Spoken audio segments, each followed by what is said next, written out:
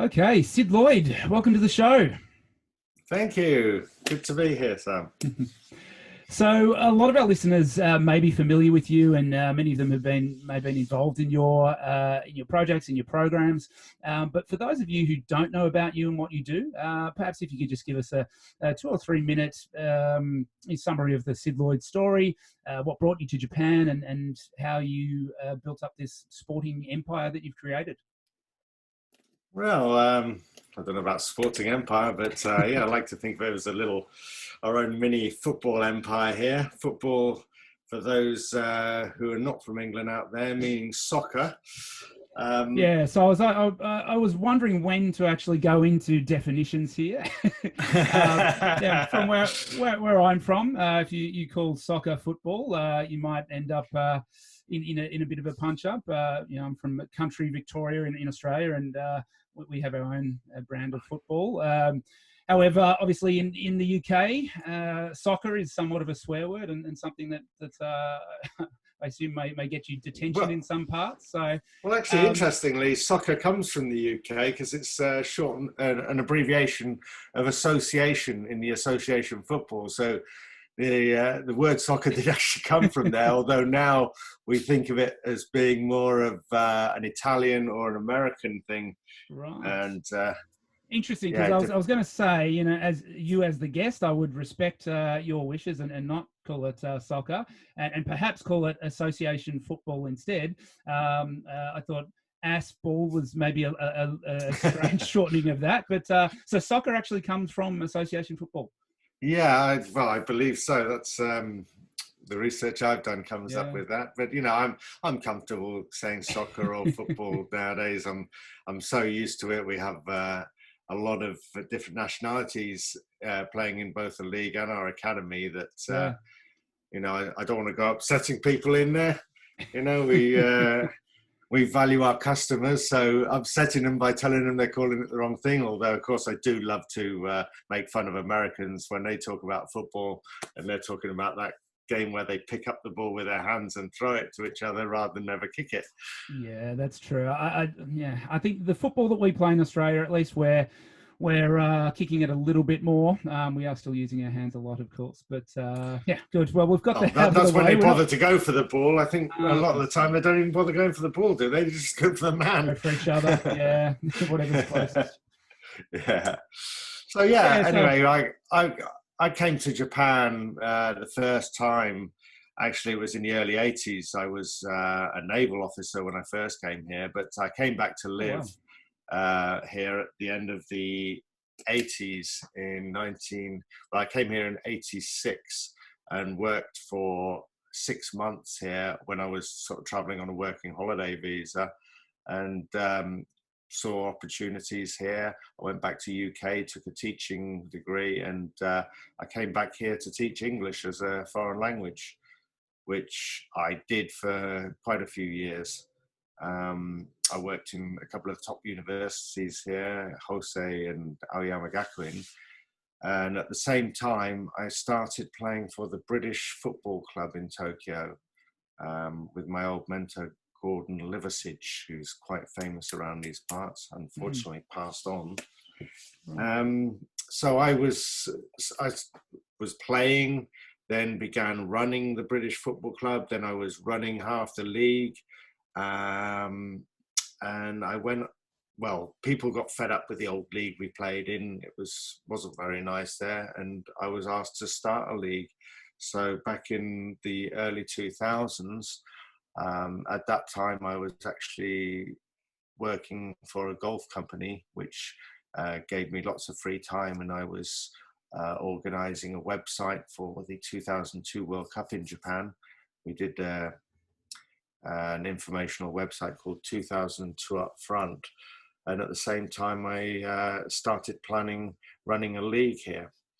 Now, realizing that a league on its own couldn't make enough money to support itself, Mm. myself, my wife, and our good friend John Day, we set up the company Footy Japan.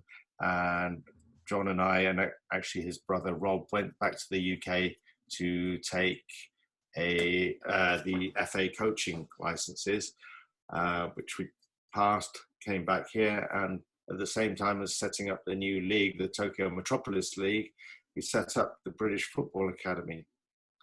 Now, Tokyo Metropolis League, I tried to tie it in with Metropolis Magazine. I was good friends with the owners back then, Mark and Mary Devlin, and they gave us quite a lot of coverage. So, tying in the names, I thought it was great because we were playing in this huge metropolis of Tokyo. So, naming and branding something which are very important, I think, in business. And the Tokyo Metropolis League, is now well known. We're in our, I would like to say we're in our 18th season, but with COVID, we've had the last 2 seasons have been a bit of a blur and mixed together. We weren't able to finish one. But we've successfully been going now for 18 years with the league. And our British Football Academy, we started in 2004, has also been going very successfully, getting bigger and bigger, bigger and better actually over the last few years until, present day, when I will come into that later, what it's like at the moment. But I think everybody knows how bad things have gone with this coronavirus. Yeah, definitely with the current restrictions in Japan, doing sport like that is obviously quite difficult. Obviously in the business that we're in, we're dealing with a lot of expats, and we have a lot of the kids that even within my karate program, a lot of the kids that are in that program are also students of yours, and you often see the kids in their BFA uniforms walking around the place. So your program obviously has an amazing reputation out here. What are some of the sort of the philosophies that you've built your business model? I guess in both. I mean, they are obviously linked together, the league and the academy, but I can imagine they're very different sort of businesses to run.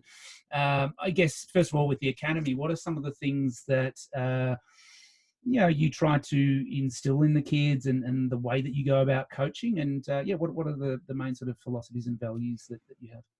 Well, one of the simplest ones is our motto as well. Is our motto is football fun for all, and fun is the driving force behind it all. One of the things I love to see is the smile on kids' faces when they play football.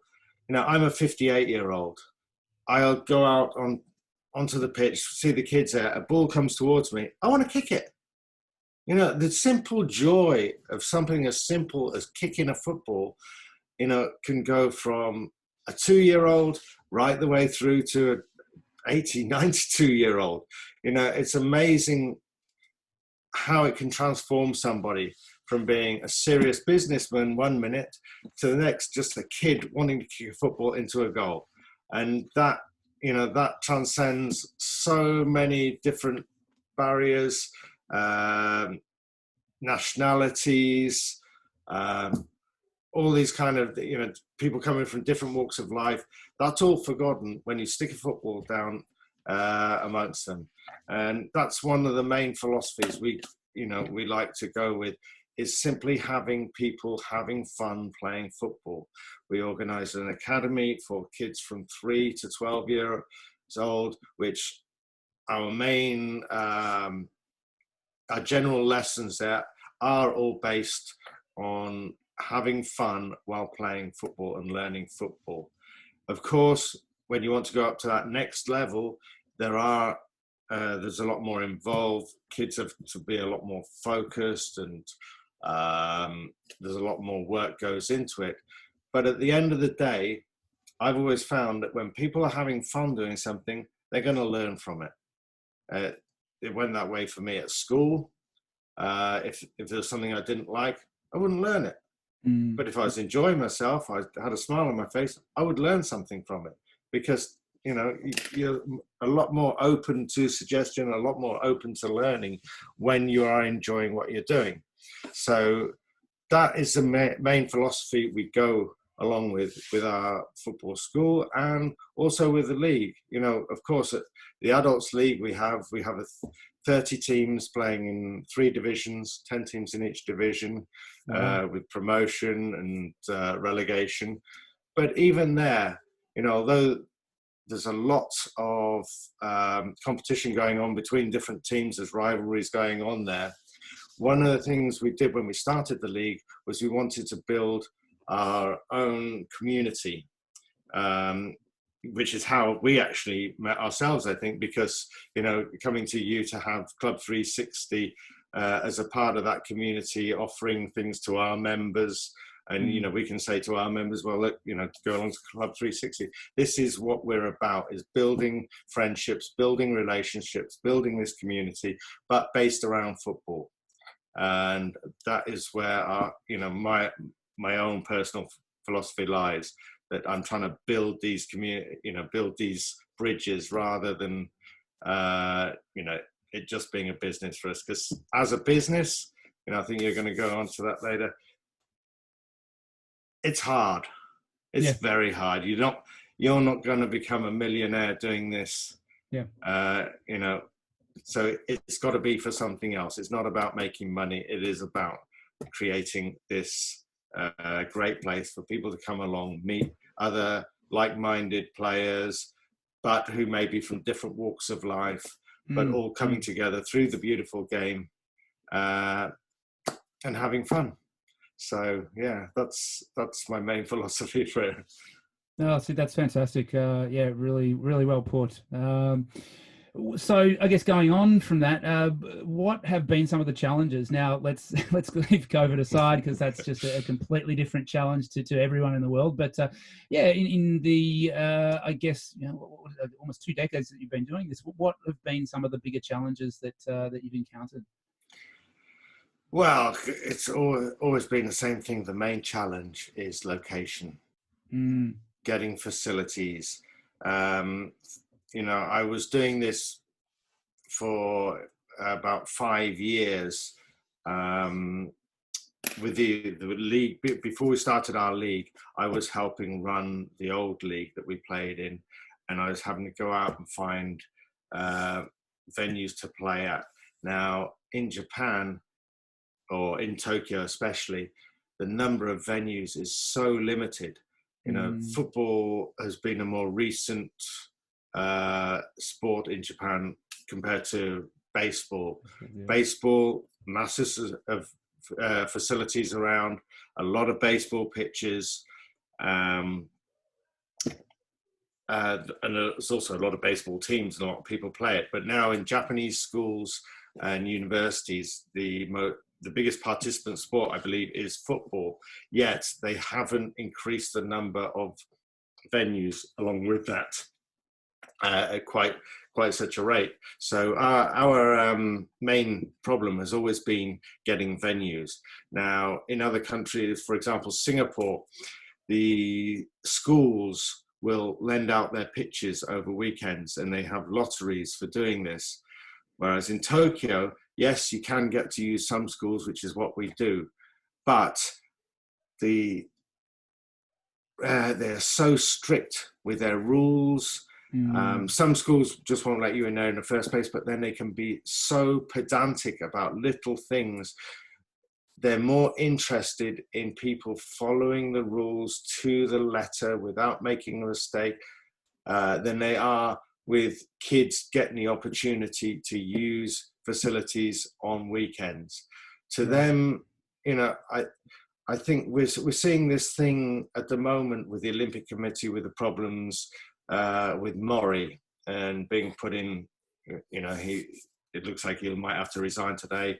Now then, his age is a huge factor there. He's well into his 80s. They come from this old school of thinking how things work, with sexism, racism, things like this. But in our case, I look at how they've always considered sport, and they don't seem to have the same concerns or consider it as they do with academic studies. Right. Sport is just to them playtime, or it always has been more of just playtime and not a vital part of education as it should be viewed. And so therefore, outside of school, getting facilities to use for sport can be very, very difficult. Now, we are, as you know, a company, you know, we're a Kabushiki Gaisha, a limited company that we have coaches working. I have 3 full-time coaches working for me, a couple of full-time operations managers. So we are providing a sport, with coaching a sport and doing it professionally, giving kids professional coaching, qualified coaches, and we can sort of guarantee their classes every week. That kind of thing can stop us getting into facilities because they'll be thinking, oh, you're a for-profit company. The fact that we never made a profit at all, they'll think that way. Oh, you're a for-profit company. No, sorry, you can't use these facilities. This is only for clubs to play in. So you get some dads organising football who may or may not want to come out this Saturday to coach because they hang over from the night before. And that's okay, they can come and use facilities. Whereas people organised like us, who are a for-profit company, cannot go in there because of that simple fact. Although we will go in there and do a proper job and make sure the kids have their class every week at the same time. There will be coaches there, there will be equipment there, which is what we've built up. You know, this actually works against us, as I say, because a lot of places will not allow that. And with the so limited resources out there, you know, we're stuck then for finding places to do. And, you know, we've got to talk about the COVID a bit. We've had one of our main locations where we have 150 kids every week come along, has been closed to us now for a year. Although it's outside, you know, in the open air. So sorry, you can't use it because of COVID. That's almost a year now. That's cost us severely. You know, we've got, before COVID, we had 600 kids coming along on a weekly basis. Now we've got about 300, and we've had, you know, anywhere between 200 to 300 for the past year. But my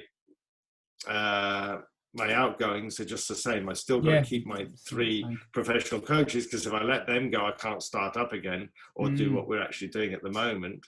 And they can't go out and get other work. So I've got our office and things like that. So despite losing half our customers, we've only, you know, cut down on our expenditure by a minimal amount, which is killing us. So yeah, getting the venues at the moment, you know, we can't get anything new. There's so many venues closed down because of COVID. That is our biggest challenge with running the company. That's interesting. It really is a unique challenge because for most companies, I mean, if you have the demand, often you can provide the supply. For us, we expanded. We opened a second location last year. Seems like yesterday. We opened a second location because we had the demand to do so. And, you know, if that builds up, we can open a third facility. But, you can't just go around building football pitches. It's well, that's it. The cost of the land to do something like that. Now, our customer base, of course, is in the center of Tokyo.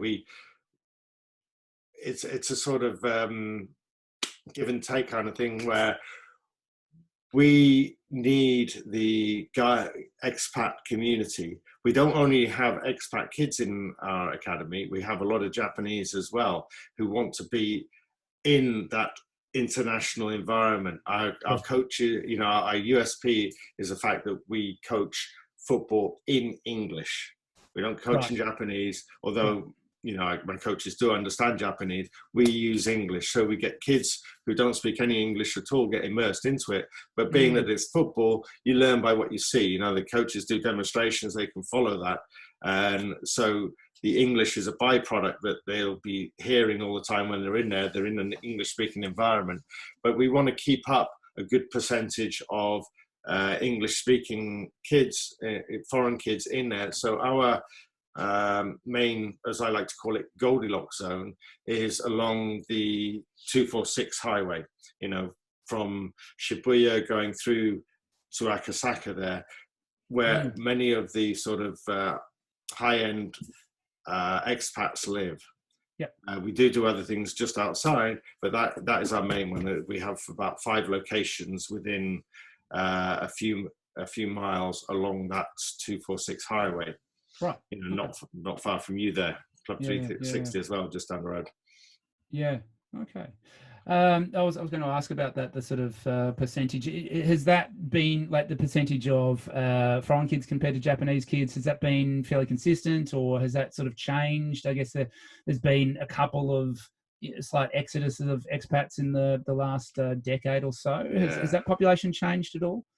Yeah, as you say there, it is influenced by what's going on outside. And of course, we had the Lehman shock when we had a lot of expats move out of Tokyo and go to Hong Kong, Singapore.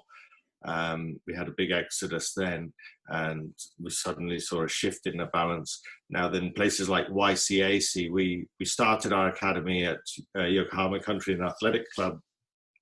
When we started there, lots of kids, lots of foreign kids who were members of the club there. But after a few years, and then when the Lehman shock hit, they saw their numbers suddenly plummet. They just didn't have the foreigners living in that area anymore. They were sort of moving away to Shin Yokohama area. And so, their numbers plummeted, and ours followed with it because we were operating in there. And we saw similar with the 3/11, with the earthquake and tsunami. We saw so many foreigners suddenly leave then. But I think we've stayed steadily. Actually, there's been an increase in a number of like our kids, where both of us have Japanese wives. So we've got so many. My kids. wife is actually Australian. Sorry. I was going to say I was mixing up with Nathan's wife's Japanese. Yes. Yeah, sorry, but like myself then. Japanese, one Japanese parent, one foreign parent. So we've got many kids now. I'd say about 20% to 30% even are like that. Yeah, it's now pretty even, where I'd say we've got 1/3 of the kids are 100% foreign kids, 1/3 are 100% Japanese, and 1/3 mixed Japanese and foreign. So we do have it changes during the year. Even it'll change. We find we suddenly get this exodus during the summertime when expat contracts change and people move out. More come back for the new school term. Sure. But yeah, it's staying relatively 1/3, 1/3, 1/3. It has increased though in a number of Japanese since we first started up. Right. There are less foreigners, I think. Yeah, definitely. But yeah. I guess just going back to the whole COVID thing. I mean, we don't want to dwell on COVID too much, but how are there other ways in which you've had to sort of change the way that you're doing things, either from an organizational perspective or even just the way that you coach, equipment, things like that, to obviously make the practice and the games as safe as possible, but also to increase confidence from your members that you are providing a safe environment. Yeah, so of course, as soon as COVID started, we had to implement a few things. Of course, started with temperature checks, things like that. Just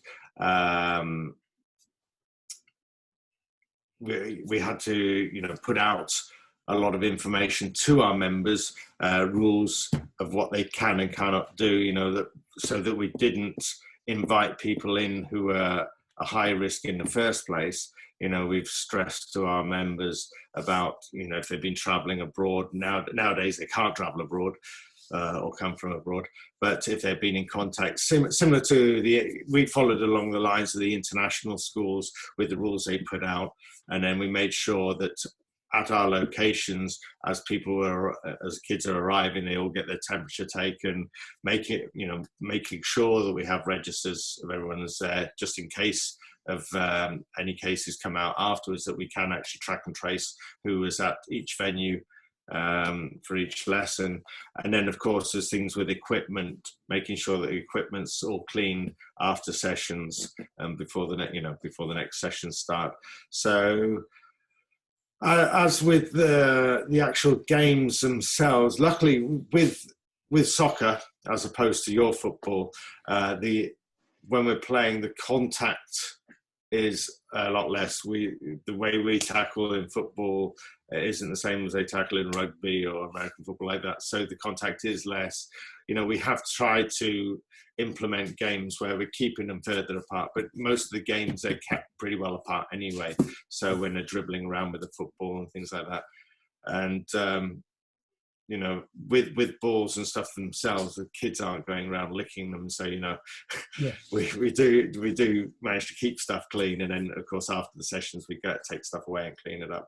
But that side of it hasn't been too bad, really. Those were quite simple changes that we could implement just to make sure that we were, keeping as safe as possible.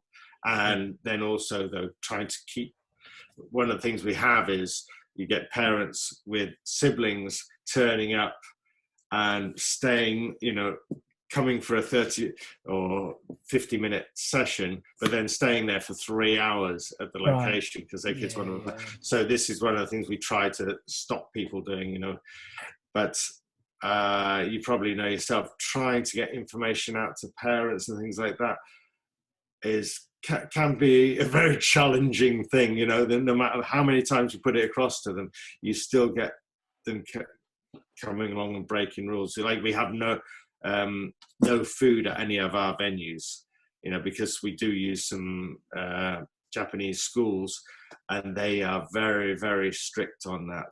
But we still catch people coming in there and they're sneaking food. And when you say to them, we send out these emails telling you we will be kicked out of this place, if they catch us eating food in here. And you'll get people going, oh, sorry. And it's like, well, don't laugh. This is, we were actually kicked out of one location after being there for only about 6 or 9 months, I think. Not too far from you, down in, where is it? Minami, no, Azabu. Just along between Azabu and Hiro. We were at the school there. Now, they were very welcoming to start with. Yeah, come and use our school, blah, blah. So we'd use it every Sunday. Then we start getting complaints about litter. Well, we use the school on a Sunday. The school playground is wide open, so anything can blow in there. We'd have our coaches going around. When we finish, check everywhere, pick up any litter. Yeah, we still get phone calls on Monday. Oh, we found some litter, which could well have just blown in during the night. It had Gaijin writing on it, it's yours. And eventually they just, they threw us out, And so this is, we tell our parents these things, but they don't seem to care sometimes. We get some parents who are brilliant and other ones who are just like, oh, I didn't know that, I didn't read that. So, with the COVID things, it's the same. We try to hammer it in. You don't want to be hammering things in because people don't want to be told all the time. But, what else can you do? We have COVID regulations up on our websites and our emails to parents and stuff like that. So we do try to keep things as safe as possible for our kids. And touch wood, so far, everything has been fine. Yeah, that's great. I just keep moving on. So, in your time running the business, what are some things that you've sort of learned about business that you could apply to other aspects of life or other aspects of a business life? And what sort of advice could you give other business owners from your experience? Well, one thing I've always learned is keeping your customers happy. A happy customer will keep coming back to you and be very, very helpful. Whereas if you upset customers, that's not good for business. Luckily, we haven't had hardly any of that where we have upset customers. But I've always found, being straight up with them, lack of communication can cause problems. So keeping communicating, and the same thing for your staff. my main two full-time coaches now have been with us for about 14 years now.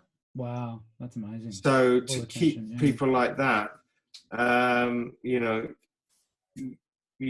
they must be happy. You know, if people aren't happy, they're not going to stay in a job that long. So keeping your staff happy, keeping your customers happy, that is vital for any business, I think. Then,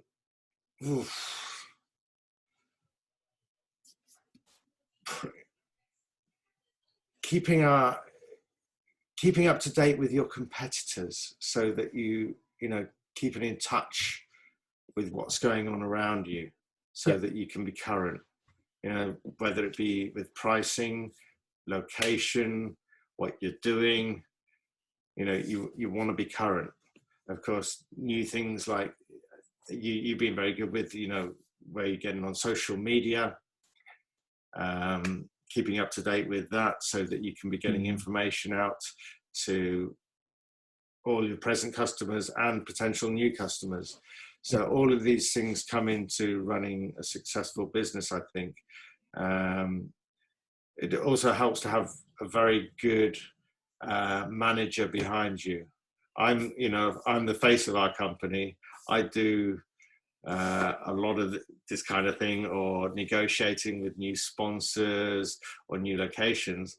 But without somebody behind me, it would be a lot harder. And I'm lucky that I have my wife, who's bilingual, behind me, you know, sort of pressing a lot of the buttons to make it work. Otherwise, you know, trying to do things on your own, you can get lost in your own ideas. It's always helpful to have other views out there to keep your mind open, so you can see what's good. You know, we're especially during this time of COVID, we're looking for new avenues of what we can do.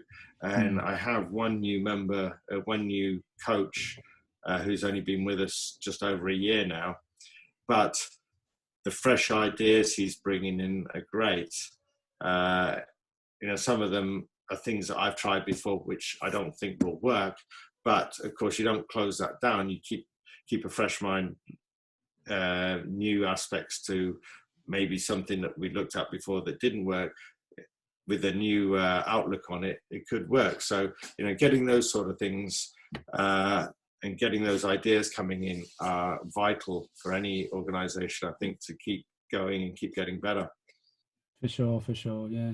Wow, that's 13, 14 years. That's incredible staff retention, and I know I've treated a few of your coaches before, and they're all you do get really good people in your organisation, which is fantastic. Thanks. This may be a difficult question to answer in the midst of what's going on at the moment, but what have you got in mind for the future of both the academy and the league? What are your plans once we get out of this nightmare that we're in at the moment? What are you looking forward to in the future? Well, something actually that hasn't really changed over the last 18 years that we've been doing this, and that is location. Well, it comes back to that thing we were talking about, location. We have always wanted our own centre, our own centre of excellence, where more, in some ways, more like an international community centre based around football, you know, starting with football, you know, having something that can bring and internationally minded Japanese people together at one place where they can, through sports. Now, they're not only football.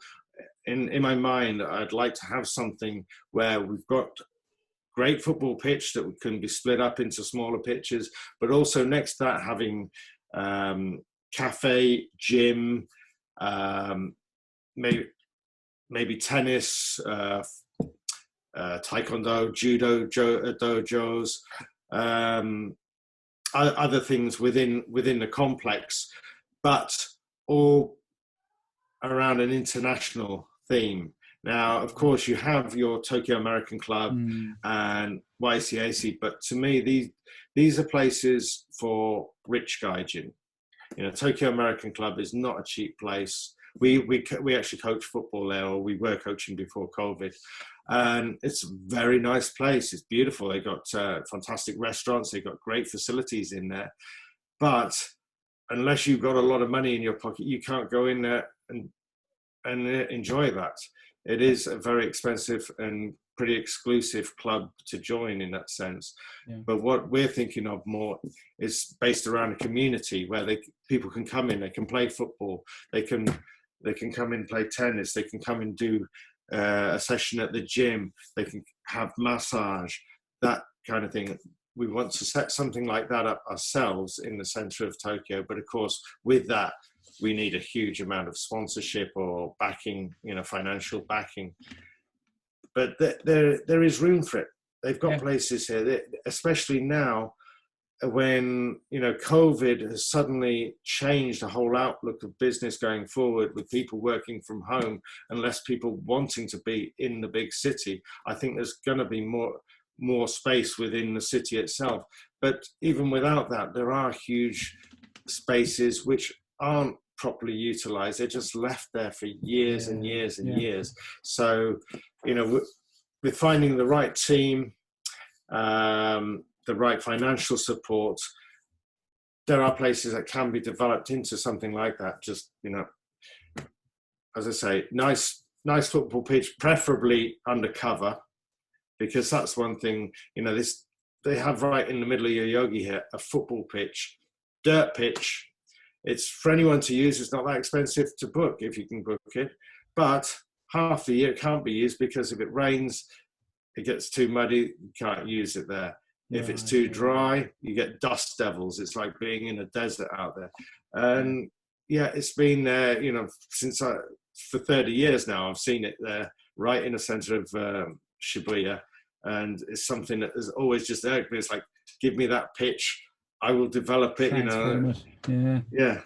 Yeah. So that's our aim for both the academy, because then we could have a center of excellence there, and then have satellite schools outside and be sending coaches out. But at the moment we can't coach. It's hard to run a business like ours where I've got 3 full-time coaches, but you can't send them to work between up until after 4:00 in the afternoon, because when kids are at school, there's nowhere to send them. So with our own center of excellence, so schools could be bringing their own people there. There, because many of these international schools don't actually have their own sports facilities. Right. Yeah. So.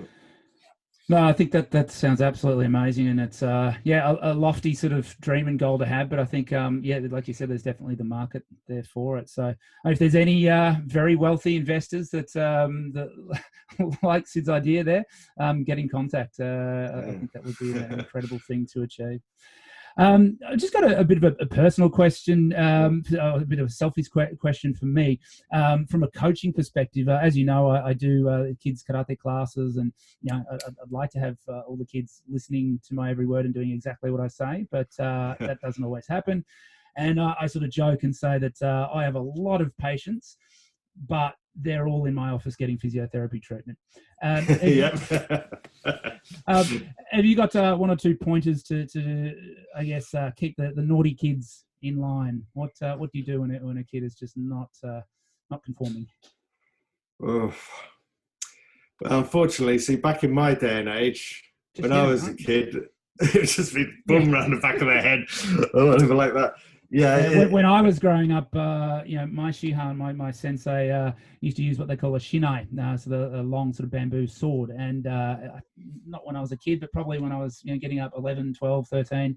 Not that I was misbehaving, but if I wasn't hitting the bag hard enough, I'd get a little bit of a slap with that. But times have changed, and that approach doesn't work these days. Yeah, unfortunately, political correctness and all that, you're not allowed to do these things and say the things they used to say. But that is a very difficult thing to do, especially seeing as though a lot of our kids, you've got their parents are managing directors of multinational companies and things like that. You've got to be careful what you do and say.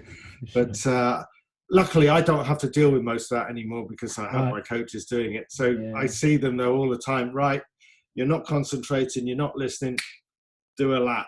and so make them run a lap round a pitch or 2 laps around a pitch, and you soon find, as their legs are going to jelly from doing things like that, that they do fall in line. And actually, this Wednesday, I do coach a couple of classes still. And this Wednesday, we had our under 10s and under 8s development program. I help coaching the under 8s, and every week, Alex, the coach I work with, he's pulling his hair up because some of the kids are, finger in the nose, they're looking elsewhere. They're not concentrating when he's talking to them.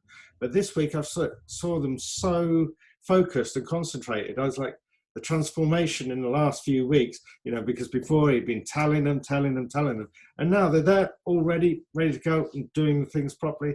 And so I think it's just, you just got to keep at it, and keep reminding them. My own son has got attention deficit disorder. He's trying to concentrate. He's horrible with it, but you just got to keep in there and keep at them, and keep getting them to concentrate, and not punishing too hard, but giving them some kind of punishment just to make them think about what they're doing, and they do come round. So it's, I think, just I guess the basics. That's great. I guess just to finish up, given that you've been doing this for a long time, soccer or football has always had that stigma of the over enthusiastic parent, the soccer mum or the soccer dad. Do you have any stories of that stick out in your mind, or I guess also if you've noticed across the journey that there are certain nationalities that tend to produce more of these soccer mums or soccer dads? Yeah, well, soccer mums and soccer dads, we do get some. We get what we call a high pressure dads who want their kids to become professionals, but these people can put far too much pressure on their kids, and you have to realise in something like football, one in 1,000 may go on to become a professional footballer in these academies. The percentage is that low, and so we do in our rules of conduct with the parents on our website, we say to them about not being over the top parents, and luckily we don't get too many of those. But the funny ones are the sort of parents we get down there. We get people from all walks of life coming down there, and I remember one of the funniest ones was from about, I don't know, I think it's 10, 15 years ago. I used to go down to our venue at Tokyo International School every Sunday morning when we were down there at the old school.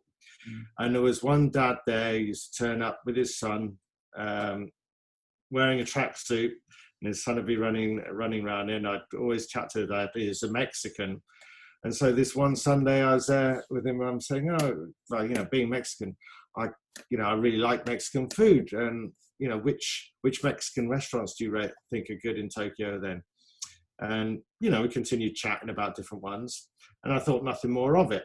The next day I was in the office and I got an email, and this email was written, "Dear Mr. Lloyd, the ambassador of Mexico," this is from the secretary of the ambassador of Mexico. "The ambassador recommends these restaurants." And, I didn't even realize every week that it was the ambassador that I was talking to there every Sunday. Because, he's just turned up looking like, any of the other dads are wearing a tracksuit with his kids. And, we get so many of these. Actually, tonight I'll be seeing the ambassador of Poland. He'll be down there with his son. And they're such nice people. You just stand there, chat about football, chat about food, chat about Tokyo. And that's one thing I have learned. Never judge the book by its cover, because the sorts of people that I've met, the parents, when they're a parent, they're not the ambassador, or they're not this high-paid lawyer or managing director of a bank or something like that. They're simply parents, and they're really nice people, most of them, and it's great. So that's fantastic. I think that really sort of sums up what you've done with the business in bringing people from all different walks of life together, and all through sport. So That's fantastic, and I think that's probably a good place to wrap it up. Really appreciate your time coming on today. If people aren't familiar with you and want to get in touch, where can they find you? I can imagine at the moment you've probably got a waiting list for some of the programs, and but when COVID does ease up and you're back into full operation, if people want to get their kids involved or want to actually get involved in the league themselves, how can they get in touch? Right. Well, basically for the kids stuff, as you say, most of our classes are full with waiting lists now because we don't have many classes running. But, we have a brand new, very nice website for the academy, British-football-academy.com. If you just look up British Football Academy Tokyo, it'll be at the top of the Google search anyway. So that site's in both English and Japanese. And then for the Adults League, as I say, we have a 30-team league, and we always have teams looking for players. So new people coming to Japan looking to play football. That's the Tokyo Metropolis League. And, again, if you look that up on Google search, it'll come up straight away. So, we're always open to new members, new people coming along. And, of course, sponsors. At the moment, this is a time when we are really struggling. I think, like yourselves, for the last year now, we've had to go. The government's not helping us, so we've had to get loans to see us through this. So, if there are any companies out there that are looking for a good place to put their money into some CSR, we'd love to talk to you. We could do with all the help we can get at the moment. Absolutely. All right. Well, again, it's been great chatting to you. That hour's flown very quickly. Really appreciate your time, and look forward to catching up again in person soon. Oh, well, thanks very much for having us on, Sam, and hopefully we'll see your son come out to some football again at some stage soon. Yes, he's, for those who are listening, I had my son, Max, try one of Sid's classes when he just turned 3. Didn't go particularly well, sort of running around all over the place. He has actually been playing soccer in his school for the last year and really enjoying it. And he's got one more year to go in that kindergarten, and then he'll go on to primary school, and I think we definitely wanting to keep him in soccer. So I think we'll definitely get him involved in your program then. That'd be great. Well, boys and girls, 3 to 12 years old, anyone's welcome. Yeah. Okay. So, well, thank you very much for having me, Sam. I've really enjoyed this, and I'm happy to see that Club 360 is still running well, and look forward to talking to you again soon. All right, sounds good. Thanks, have a great weekend. Cheers. Bye. Bye-bye.